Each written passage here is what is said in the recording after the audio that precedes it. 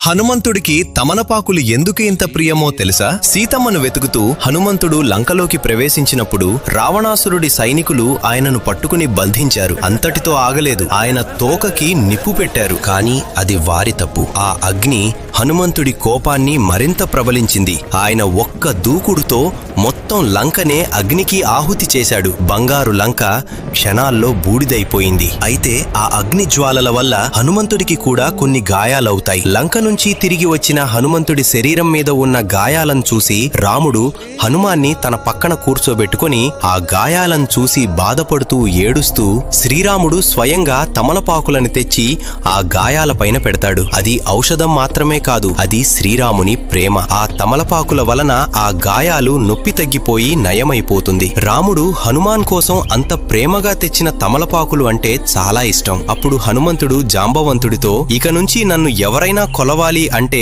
ఈ తమలపాకులతో ఒక మాల చేసి అర్పిస్తే వాళ్లను నేను అనుగ్రహిస్తాను, వారి కష్టాలను దూరం చేస్తాను. నా కోసం తమలపాకులు తెచ్చిన వారిని నేను రాముడిలా భావిస్తాను అని చెబుతాడు. మీరెప్పుడైనా హనుమాన్కి తమలపాకులు అర్పించారా?